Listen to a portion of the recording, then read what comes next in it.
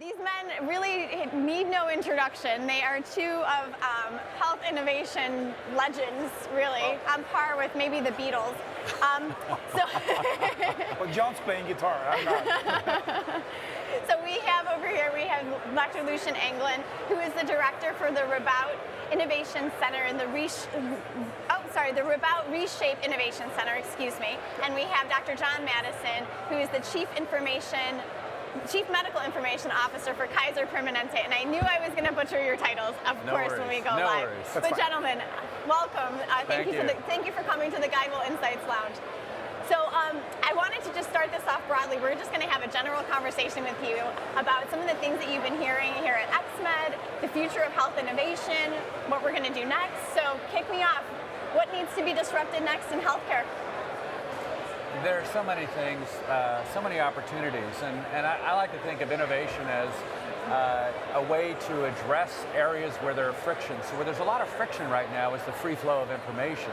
And a lot of that has to do with the fact that it's locked up in ways that are bound by legal and regulatory constraints.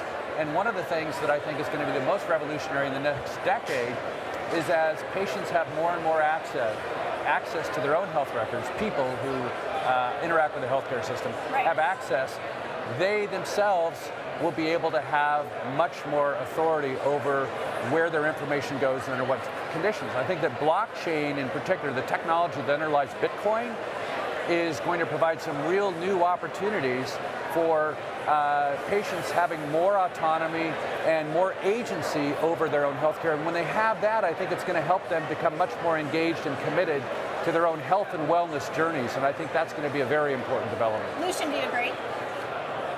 I always do not agree with John, but in this typical, I do.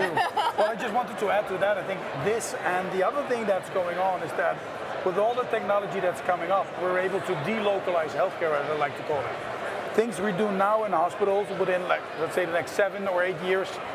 At Radboud University Medical Center, we really think that 70% of all the stuff that we're doing in terms of routines are going to be done in a different spot. In another hospital, in the supermarket, at patients' homes, or maybe in your phone, for instance.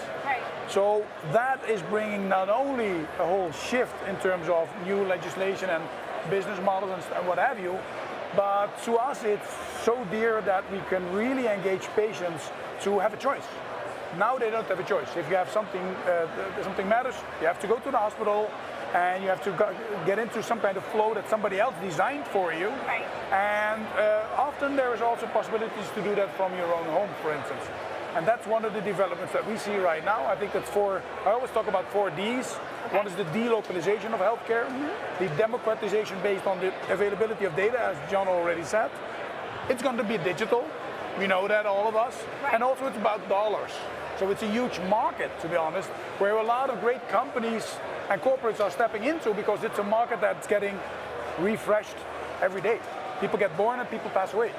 And so that's also give a very specific dynamic, I think, over the course of the next, I don't think tomorrow, but the next 3 to 5 years. Of your 4 Ds, is there one that's going to take the lead in terms of driving us toward that future? I think the democratization is because we expect in 2017 or early 2018 that the patient will create more data themselves than we do as professionals. So that flips the coin of us taking a subscription on the data of patients as opposed to the other way around. And we all know, and we've seen this in travel and music and all kinds of other branches, that that's the moment in time when the power, not shifts, but it's becoming an equal level playing field.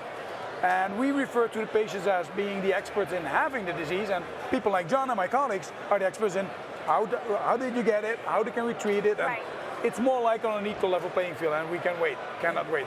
And one of the things that Lucien referred to at Radboud, we're also doing and have some early evidence about the benefits. So we do about 30,000 emails a day, secure emails between our physicians and our members, and we've seen the face-to-face visits decline substantially as we're doing more emails. So we're already seeing the shift from physical to digital and decentralization of care.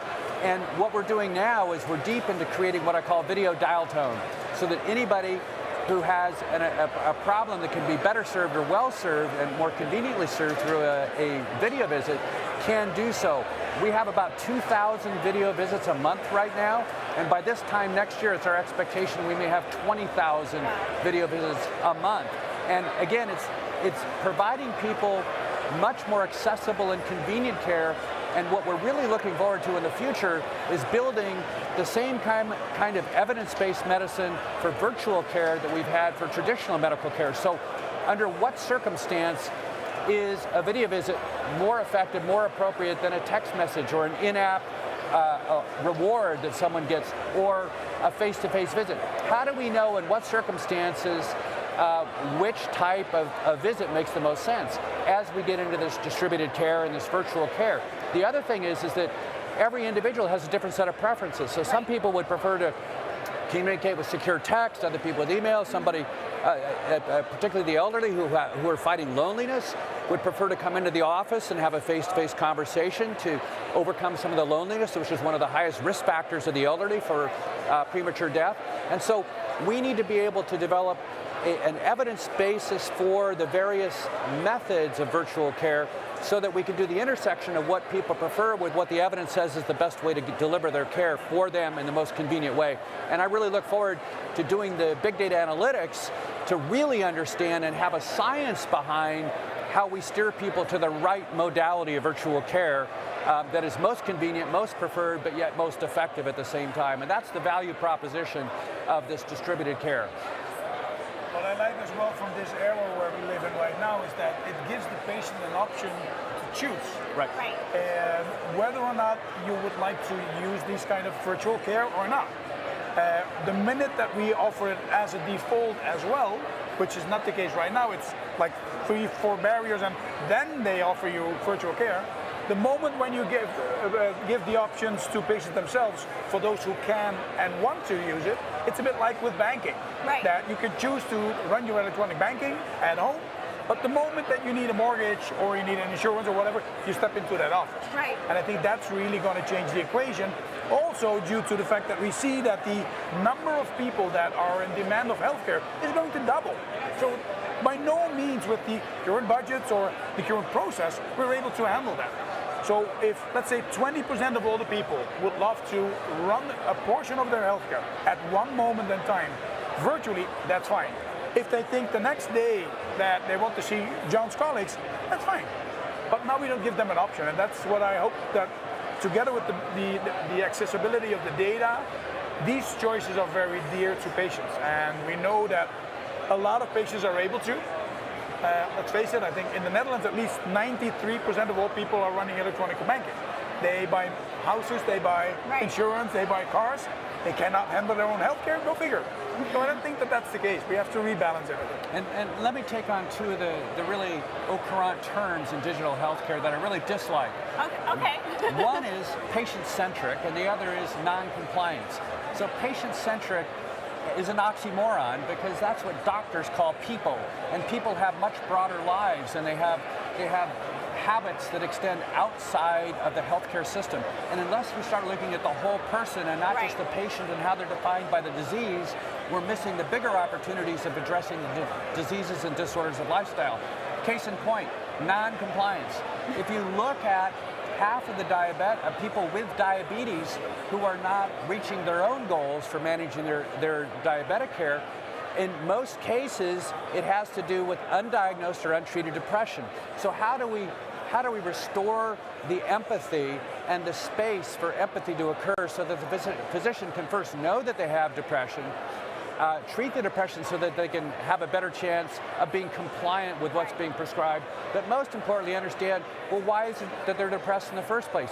Is it because they have a son who's been imprisoned? Is it because they have a teenage daughter who's pregnant?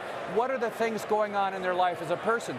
In their Maslow hierarchy of interests, diabetes may be way down the list. Until we can address some of these other issues and treat the depression, it's going to be very, very hard to treat the whole person. So I think we need to get over this notion of a patient-centric care and look at the larger context of the person. And we need to inject a lot more empathy into the dialogue of looking at the whole person and understanding the whole context of their life and what's important to them. The one thing I want to add to that is we now know, and we're doing some really great pilots with a way of looking at how different people are motivated differently. So we talk about personalized medicine, that we give the right thing to the right person at the right time, but we're missing the right way that we deliver that information. Some people really respond to humor. Some people really respond to a very directive, I want you to do this.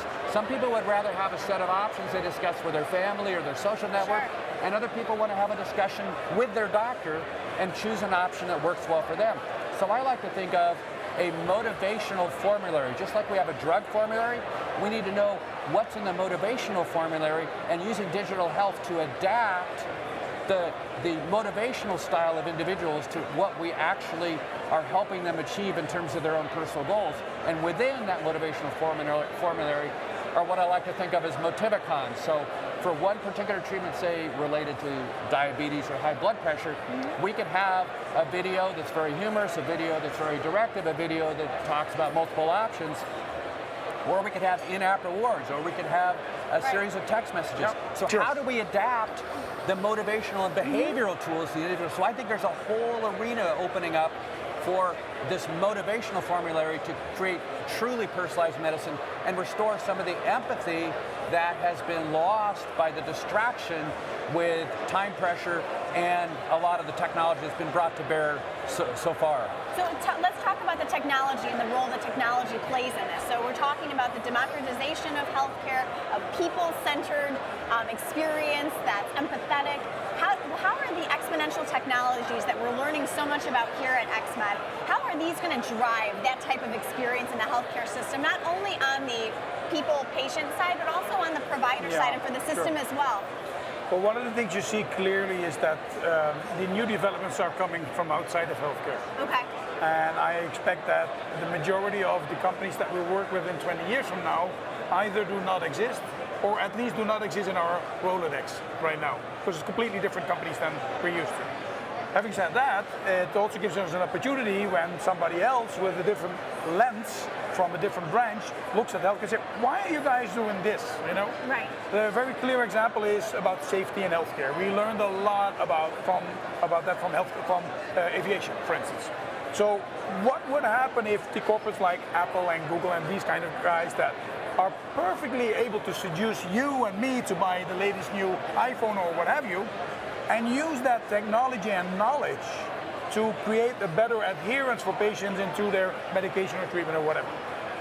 So the technology is going to help that. However, and I think there's a however, if we see how this is getting adopted in healthcare, it's a resilience in terms of, oh my gosh, somebody's going to steal my cheese. And that's obviously not going to happen. Right. Secondly, I think there's a doubling on healthcare demand, so we have to face that as well. And thirdly, what you see right now is, I see a lot of techno-optimists, and I think John and I are in that ballpark. And they're also techno-pessimists. They are very closely related right now. What's happening right now is that they are getting divided more because they now see all of a sudden, hey guys, it's tangible.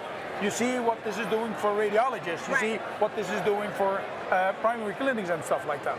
So that will bring a cultural shock, so you will, that we should handle actually. And I don't think that our HR departments are working on that in terms of our talent recruitment yet.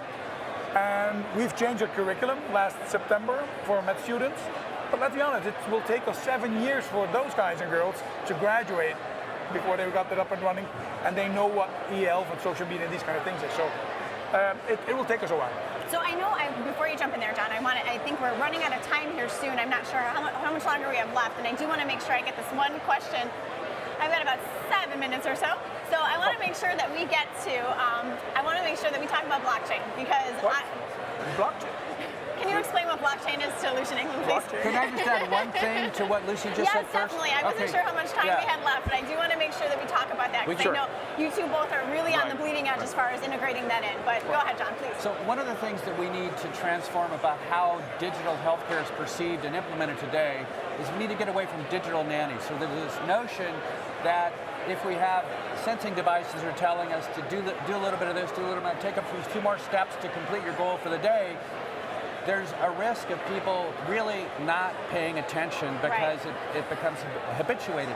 Sure. So what I like to think about is using modern technology and restoring ancient wisdom through mindfulness and resilience. So how do we take these technologies, instead of saying, how many more steps do I have to take today, thinking, there's the elevator, where is the stairwell, so that we become much more resilient. And there are some emerging technologies, for example, Muse, HeartMath, Happy Tech, where they take complex algorithms to look at monitoring the health and resilience of our heartbeat, of our brain waves, and teach us how to become much more mindful and centered and resilient, to the point where we should be able to use the devices more to calibrate periodically, because we achieve more mindful states that sustain us without having to be reminded with a digital nanny. So I think that's going to become a very important aspect of what we do.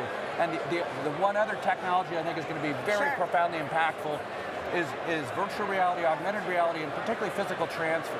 So the lab at Stanford doing virtual reality and physical transfer, they first get you accustomed to viewing the world around you as yourself in your location. Then they move your body outside, so you're actually observing yourself real time as a third party.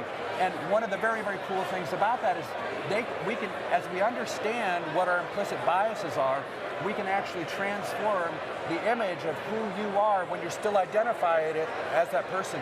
And the old saying, walk a mile in someone's shoes to understand how they are. Sure. So any implicit biases that we have about, tall people, short people, heavy people, light people, people of different ethnicities, gender, whatever, that we can begin to use the power of the educational tool of virtual reality and augmented reality to overcome implicit bias and to really inspire empathy. So there's already some evidence that the empathy developed through the use of these emerging technologies in virtual reality can be transferred into the physical world. And I think that's extremely exciting and once again, restoring more empathy into the whole enterprise of healing professionals. Excellent. So this is why I want to talk to you guys about the blockchain, because we're tiptoeing toward it, right? I mean, I think everybody's very curious about what the implications are in healthcare. And I think the two of you, the perspective that you two both have is this very human-centered focus at how do we take these technologies and integrate this into the system to make it a more empathetic experience, to build resiliency, things like that. So with this new sexy technology with blockchain out there, that's the tech everybody's talking about. What's the opportunity in healthcare, and how do we make sure that it continues to build that empathetic experience for the patient? Well, let's assume that the most people that want to know a bit about blockchain already have looked at it a bit. And that's one of the things that I see specifically in healthcare, is that everybody's talking about it and nobody's doing anything about it. There's tons of startups coming up that are aiming at healthcare, but from inside out, nothing happens. So what we did is we've created a very small group of 4 people. Then I said, jump in it, create the most comprehensive review that we can create, so my colleagues can understand where are possible opportunities. Sure. Don't add those opportunities yet, but bring it in terms of that my colleagues know what this is all about. Secondly, we said, we'll create a proof of concept where we just step on it. And we've created a proof of concept together with Deloitte and one of the big banks in the Netherlands, SNS, to create a system where a patient has a medication file and get access to that with their banking card, actually, and the random reader. Because what we really think, the things missing in blockchain is how to identify yourself in an easy way that people understand that. And the interesting thing is that once you create such a proof of concept and show that to people and make it as easy as this, then all of a sudden people start talking about EMRs and devices that could be talking to each other and knowing how the transaction within healthcare on an insurance level could go on, for instance. I really do think that we're just at the forefront of what blockchain can mean for healthcare. Right. I think everybody's talking about it and almost nobody has a real sense of what this really is. We're just pumping on it with a couple of people in it. What do you think? What does it mean? I think it's, well, the basic thing about the blockchain is trust. And if there's one single thing in healthcare that matters, it's trust. Right. And with all the internet technology and all the breaches and hackers and what have you, if we're able to use these kind of technology, and maybe this is a 0.1 version of it and we'll go much further in a couple of years without, we really need a system that people can use, that's trustable, that's comprehensible, and that's easy to use. And I think that's the promise of blockchain right now. It potentially could disrupt banking business, insurance business, but also some of the stuff that we are shifting around in terms of patient data. What we do think at this very moment that it's not an electronic patient record. And that's some of the things that you hear a lot of people talking about. It's not built for it, it's not capable of it. So it's more like a device, a system, intermediate in everything that we do that makes sure that you, Jessica, are you, and that John is John, and I'm me. That's the promise of it, and nothing more, and also nothing less. At least that's my opinion. And there's actually a really, really fascinating implementation that has just happened in the last couple of months, and I'm thrilled by it. Doc Searles, who's one of the most respected bloggers in the open source world, recently wrote a blog about sovereign... He didn't rap about it? That's what he normally does, isn't it? I thought you guys were going to rap about it. That's what we're doing next, right? John's the rapping That's part. the next interview. I'm sorry. So he created a concept of sovereign identity, and in addition to the trust that Lucien spoke about, restoring agency and autonomy through having a sovereign identity becomes very important. And so it was a concept, it was a proposal, and within a few weeks of that proposal being on the table, UNICEF has reportedly begun assigning blockchain-based identities to children refugees in the world. And this is exactly the kind of thing that we need to have, where people have an identity that can help them navigate those very troubled waters of being a refugee, and yet have the sovereignty, not meaning their nation state, but meaning they are a sovereign individual controlling their own identity and where their information does or does not go. And so our vision, Lucien and I have talked about this several times. John, I'm so sorry I have We're to out of interrupt time. you. We are running out of time here. Okay. I've got to throw it back to the main stage. So we're going to have to continue this conversation, perhaps in a recorded interview. So if you guys can stick around, I would love to have you continue your thought for a moment. We're going to go live to the main stage, but we will have more with John and Lucien in the GuideWell Insights Lounge, also on our YouTube channel. So we're heading out live right now. Is that right? This is Jessica DeMassa reporting from the GuideWell Insights Lounge. Enjoy the rest of the live stream broadcast powered by GuideWell.